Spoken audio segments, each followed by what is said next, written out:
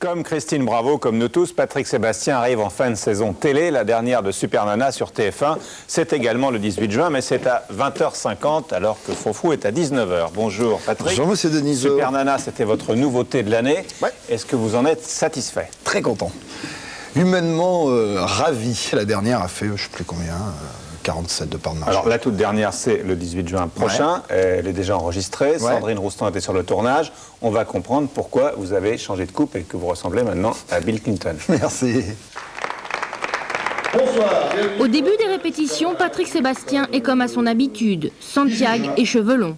Pour cette finale des Super Nana, 17 candidates ont été sélectionnées. Gagnantes des précédentes émissions, elles sont toutes accompagnées d'un parrain ou d'une marraine connue. Les concurrents vont descendre avec leur parrain. Michaud n'a pas besoin de toi pour l'instant. Ah bon, bah tu me dis, on va écoute, faut ça. Si oui, bien. Les filles, donc, vous pensez à vous asseoir sur le numéro. C'est devant un jury coprésidé par Olivier de Kersauzon et Carlos que toutes les candidates passeront. La gagnante se verra offrir un tour du monde. 9 émissions, 6 millions de téléspectateurs pour chacune, 270 castings à travers la France, 2000 candidates. Super bilan pour Super Nana. On n'est jamais tombé dans le racolage, quoi. On n'est pas allé au fond de leur petite culotte. On a essayé d'être le plus digne possible et on a essayé de leur donner leur vraie valeur. C'est important pour vous de passer à la télévision? Non, pas du tout. Pourquoi vous avez participé à... C'est mon mari qui m'a inscrit, donc moi j'en avais absolument pas eu d'idée. Et ensuite j'ai fait ça pour me pousser à faire quelque chose que je redoutais. C'est important pour vous de gagner la finale, d'être une super nana? Je vais vous dire la vérité. Pour moi, oui. J'ai envie d'être la super nana. Cette finale sera avant tout un jeu. Rien à voir avec l'élection de Miss France, puisque les critères de sélection seront fondés sur la personnalité et les qualités de cœur. Pour Patrick Sébastien, cette finale est importante. Il va d'ailleurs nous le prouver. J'ai l'honneur de vous présenter ma nouvelle coupe de cheveux. C'est la surprise pour tout le monde. Patrick Sébastien a pris cette décision en un quart d'heure. Une nouvelle coiffure pour une finale, ça c'est un scoop. Très belle alors soirée. l'an prochain, au mois de septembre. L'an prochain, je ne vous ferai pas de cachotterie avec tous les invités qui viennent. On verra, on vous dira peut-être ça. Je vais faire 3 émissions. J'aime bien bouger, j'aime bien changer, donc je vais faire 3 émissions. On a tenté une expérience l'autre jour, on a fait Super Nana spécial avec Lova Moore, Linda de Souza et Brigitte Lahaye, et on s'est vraiment marré. Et je me suis dit que, en fait, c'est ça dont les gens avaient besoin surtout. Donc on va faire une Super Nana spéciale avec un jury de mecs présidé par Kersauzon et un Super Mec spécial avec un jury de nana présidé par on sait pas qui. On va prendre 5 filles qui vont juger pour venir faire concourir pour le titre de Super Mec. Enfin, c'est un aimable divertissement. Et au milieu, entre les deux, on fera une émission qui s'appellera, je pense, Le Cœur au Chaud, S-H-O-W, mais qui sera un mélange de ce que je sais faire, c'est-à-dire de carnaval, de Sébastien C'est Fou, en redéguisant le public. Je vais redéguiser tout le public tout le temps et donner un tout petit peu plus de côté fête, refaire qui se cache derrière qui, etc. Parce que finalement, c'est là-dedans que je me sens bien. Et puis on a envie de faire ça, voilà, on a envie de se marrer. Donc ça fait 3 samedis sur 4? 3 samedis sur 4, et l'autre samedi sera pris par les grosses têtes. À la rentrée, si j'ai bien compris ce qu'a dit Étienne Moujotte, et je pense l'avoir fait, il peut y avoir toujours des surprises d'ici là, mais il y aura 2 animateurs vedettes de soirée sur TF1, réguliers, ça sera Patrick Sébastien et Christophe de Chavannes. Christophe, ouais. Donc il y a eu beaucoup de départs, beaucoup d'arrêts, les principaux étant ces derniers mois, si on remonte pour des raisons diverses, bien entendu, Sabatier, Foucault, Monker. C'est un changement d'époque? Non, je pense pas. Je pense que quand on dit que la variété est morte, c'est pas la variété qui est morte. Il y a beaucoup. On a dit les animateurs de variété sont morts. Il y a une grosse part de responsabilité de la part des chanteurs eux-mêmes.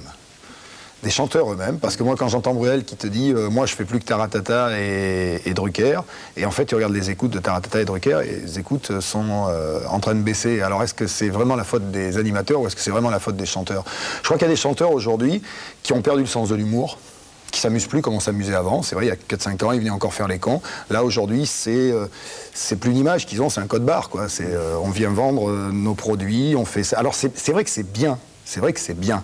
Le disque de Cabrel, il est magnifique, l'album de Francis. Mais je préfère l'écouter dans ma voiture, j'ai pas envie de le voir à la télé, quoi, parce que c'est toujours pareil.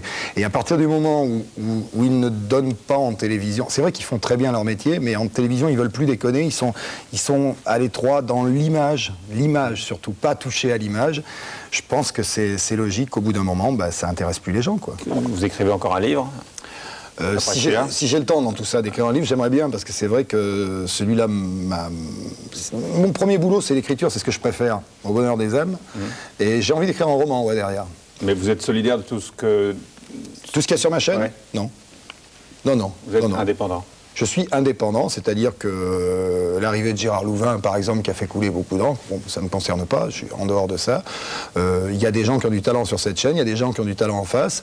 Il y a des choses que je n'apprécie pas toujours sur cette chaîne, mais ça ne me regarde pas. J'ai eu des contacts avec Antenne 2, c'est bien aussi, je ne suis pas fâché avec eux, c'est bien aussi, mais il y a une chose que je ne supporte pas, et que alors là, j'accepte pas du tout de la part d'El Kabbach, c'est quand il dit que la 2 est la chaîne de l'intégrité, de l'équité, etc., etc., etc.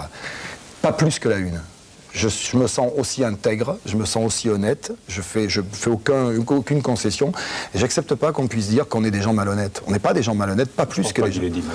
Intégrité, c'est quoi? L'intégrité, c'est l'intégrité, c'est la valeur morale, etc. Moi aussi, j'ai de la valeur morale. Je pourrais très bien travailler sur la 2 d'ailleurs, mais sur la 1, on a aussi de la valeur morale. Alors on va terminer, Patrick, avec une image exclusive. C'était à Roland-Garros dimanche dernier, à la fin de la finale, et on va retrouver Je pourrais te raconter une blague après? Ouais, Jean-Pierre El Kabbach. Ça, vous allez voir, bon, c'était des images qu'on a vues, on n'a pas vues sur France 2, France 3, ni sur TF1. Parce que je sais que tu aimes bien les blagues. Regardez bien ce qui est arrivé à Jean-Pierre El Kabbach. Vous avez vu une photo dans France Soir cette semaine, mais on n'avait pas vu les images. Voilà. Ah oui, oui, oui.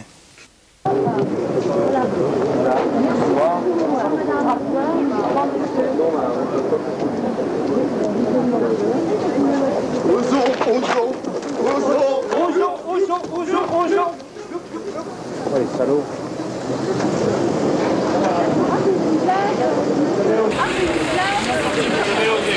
Ça va loin.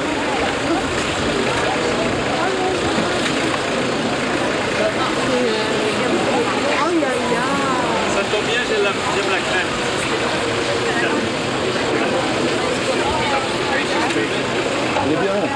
Il est bien, il le prend avec le sourire. Moi, je trouve ça très con. De le faire? Ah ouais, je trouve que ce serait mieux d'apporter des fleurs à quelqu'un. Vous venez raconter une histoire, alors allez-y. Oui, c'est l'histoire du casse-couille. Vous connaissez pas l'histoire du casse-couille? C'est un casse-couille qui est... Non, mais comme je sais que vous aimez bien les histoires, les blagues, la blague de Michel Denisot est très connue, c'est un casse-couille qui arrive au paradis et il fout le bordel au paradis, mais vraiment. Et Dieu dit, il faut se débarrasser de ce mec. Alors il dit, tu vas descendre sur la terre et puis tu vas remplir des bouteilles avec le sable du désert. Il en est peinard pour 10 000 ans. Et le mec remonte au bout de 15 jours, il a fait ça. Et Dieu écarte les nuages, il voit qu'effectivement, il n'y a plus de sable dans les déserts. Qu'est-ce que je pourrais faire pour l'éloigner? Et Dieu, d'un seul coup, il a une idée, il dit, tu vois, en bas, c'est la France. Et ça, c'est Paris. Et ce que tu vois là, c'est l'immeuble de Canal+. Et dans l'immeuble de Canal+, il y a un mec qui s'appelle Michel Denisot. Alors, s'il te raconte une histoire et qu'il te fait rire, tu peux remonter. Et on n'a jamais revu le mec. Merci. Désolé. Merci. La semaine des Guignols, il y en a sûrement une ou deux à l'intérieur. Salut.